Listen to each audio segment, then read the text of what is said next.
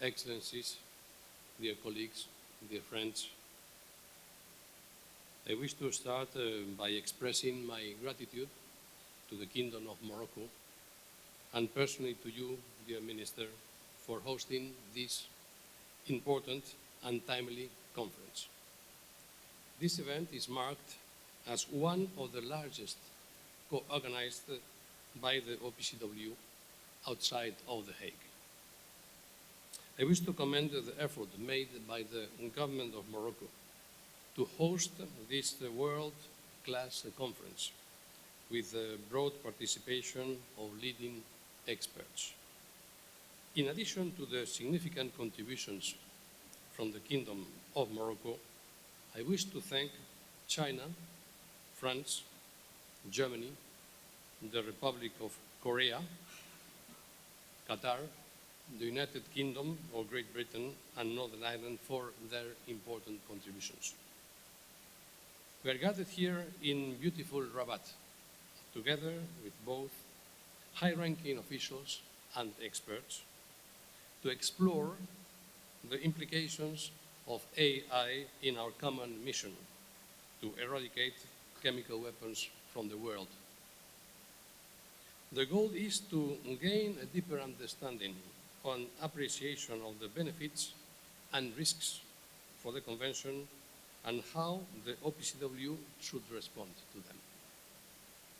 The outcome of this conference will therefore be a valuable resource and reference for the orientation of the organization and a guidance for each state party.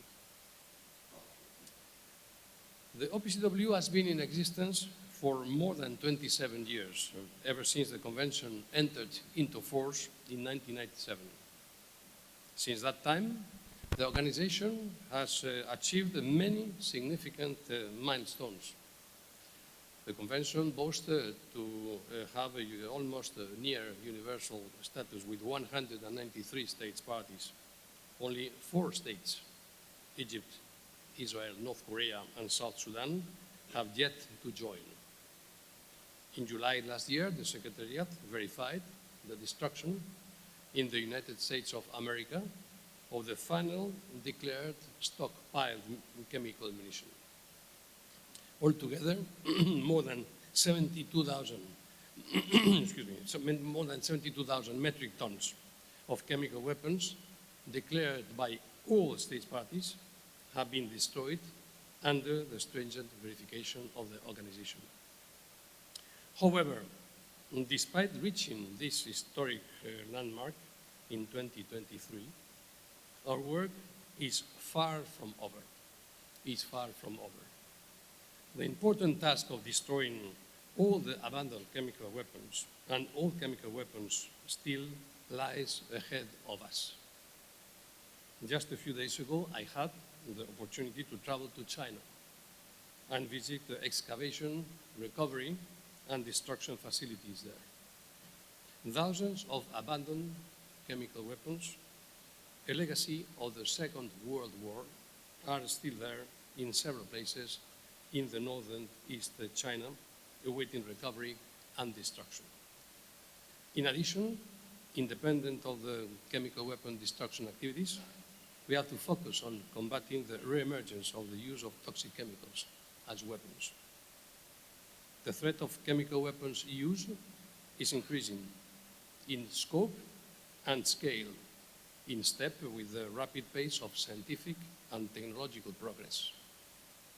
Accordingly, the organization has been adapting to maintain technical preparedness for the future, to ensure that it can continue to deliver as the states parties expect and deserve.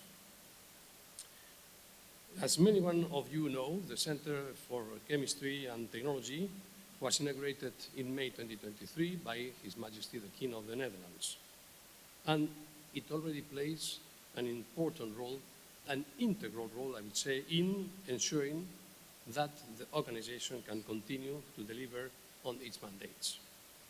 This powerful tool is already fully operational and has been enhancing the organization's ability to maintain a robust verification regime to conduct research, analysis, and training, and to deliver a variety of capacity-building programs for experts of the organization and of the states parties. It is critical to monitor and assess the advancements in emerging technologies for the organization to be future-ready and the states parties to receive relevant information about this matter. In this regard, the OPCW's advisory board, scientific advisory board, plays a vital role in keeping us apprised of scientific and technological advances and their significance.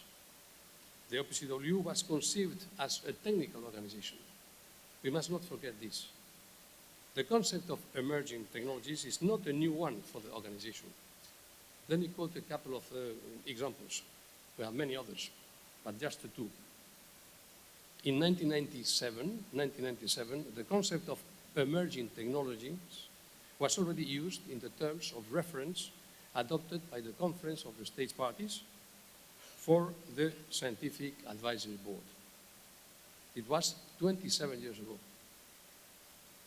In 2013, during the third review conference, the States Parties expressed that, I quote, taking into account relevant developments in science, technology, and industry is of critical importance, which means that what we are doing is what we have to do, to go deeper in the understanding of the challenges posed by new emerging technologies. Most of the emerging technologies have cross-cutting capabilities, and this is an additional challenge that we didn't have before. This is especially relevant for our common work related to the destruction and non-reemergence of chemical weapons.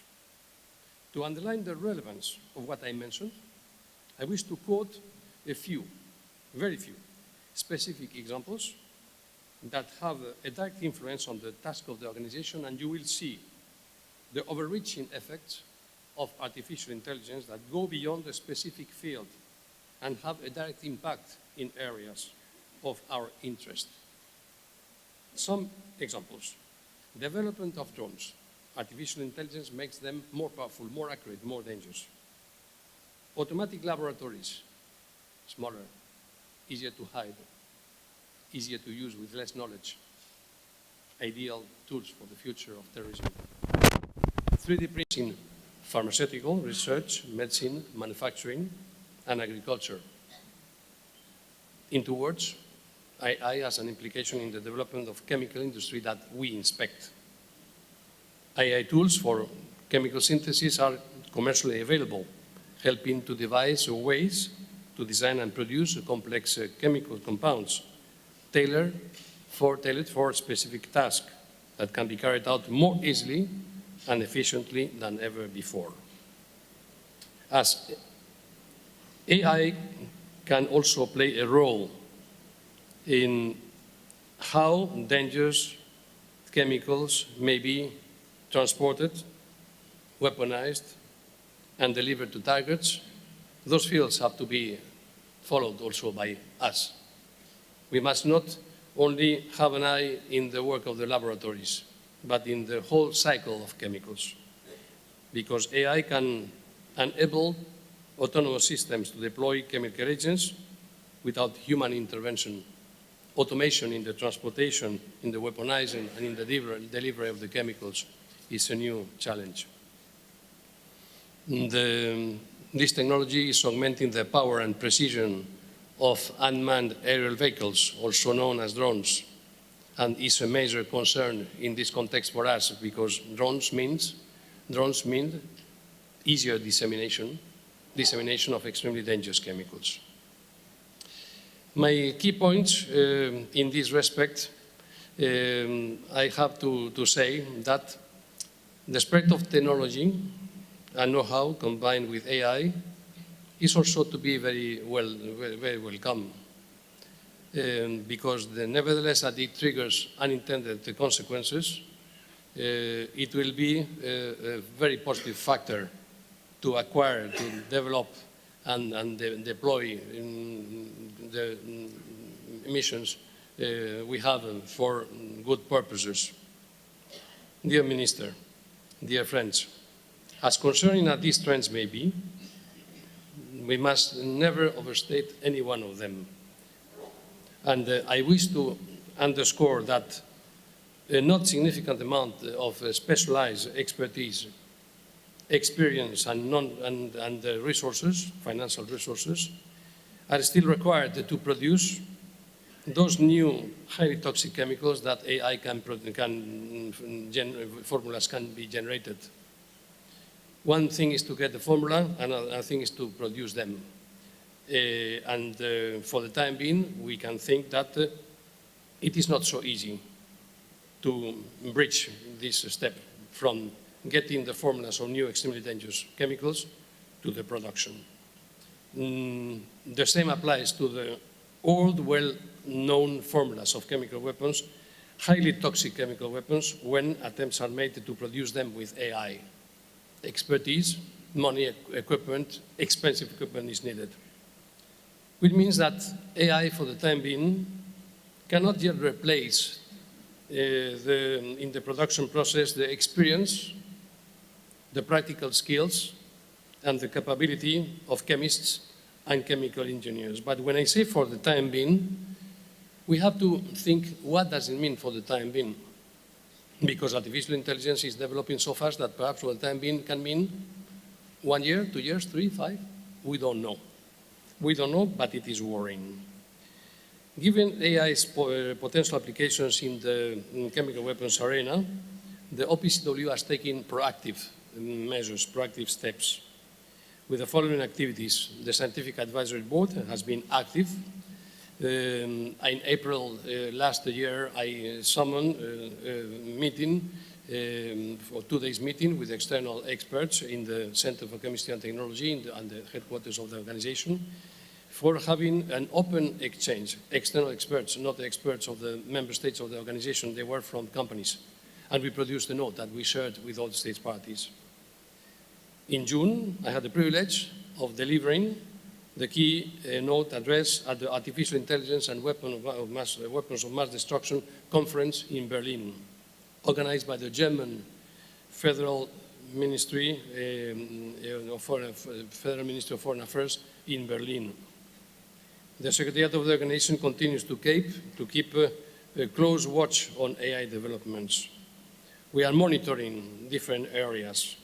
For instance, we are studying and starting to test the AI-powered natural language processing or text processing to analyze a vast amount of information, including reports, patents, and academic research that can bring us extraordinary benefits in the selection and analysis of open source information. In doing so, AI can help us to identify emerging threats, trends in scientific research and technological development, and changes in chemical production, applications, and trade. We are also using artificial intelligence to assist starting to analyze artificial intelligence to assist in our investigations. Always underlining that any investigation will be carried out under a state party request in the field of alleged use of chemical weapons. Advanced AI data mining techniques in chemical forensics will enable more efficient data analysis, assisting in identifying the chemical agents used and their origins. Extremely useful tool in the case of an attack with chemical weapons.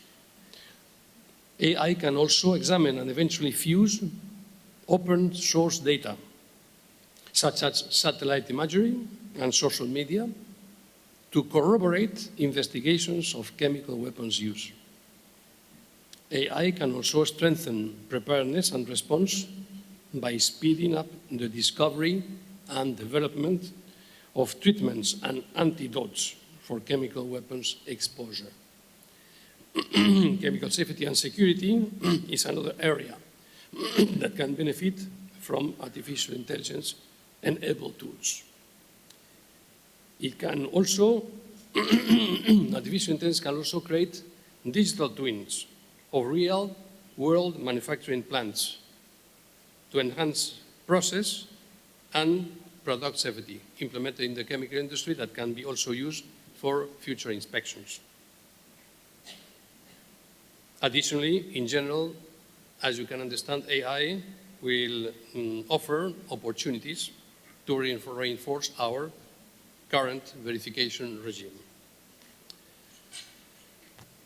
To be short, in this regard, in this field, we have started to establish in the organization an in-house test and validation capability system for new technologies and equipment by using AI at the Chemtech Center of the organization to monitor and identify new technologies that intersect with activities of the organization. This conference and its outcomes will be useful for states parties to better understand the impact of AI in our joint mission and to consider how best to seize the opportunities and mitigate the risks. Moving forward, the organization is embarking in other AI-related activities, as, for instance, the AI Research Challenge that was launched on the 21st of June. I wish to thank the European Union and the United Kingdom of Great Britain and Northern Ireland for funding this initiative that is still ongoing. I wish to stress that any technologies the Secretariat develop in emerging technologies, in the emerging technology domain, are to benefit all the states parties, as the Minister said and we commented before, to help boost the capabilities of the states parties. Additionally, preparations are underway for the establishment of a new temporary working group on artificial intelligence in the organization. This group will further explore it and will submit recommendations on how the OPCW can best move forward. This conference, I have no doubt, will be a landmark, but must be continued in other international fora. The conversations that we'll initiate here will mean a strong foundation, but the task has to continue. One area of particular importance is to continue deepening the ties with the chemical industry.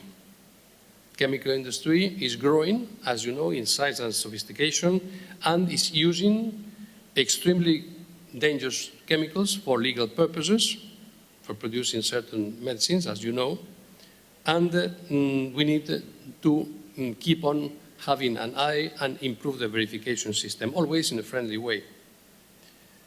Dear Minister, dear friends, the organization's commitment to a world free of chemical weapons is unwavering. We recognize that this task requires continuous monitoring of science and technology, including their possible misuse. We can rest assured that AI will introduce drastic changes in many fields, and this will certainly impact the ways in which we have to protect the Convention and its implementation. In the coming days, we will address together many crucial questions. I encourage you all to make the most of this valuable occasion by engaging in interactive discussions. The generosity and insight of the Moroccan authorities has provided us with a unique opportunity that will serve as a stepping stone for future activities. I wish to thank you, dear Minister, for your personal support to organize this conference. And I wish you all productive discussions and look forward to the outcomes of your work. Thank you very much for your attention.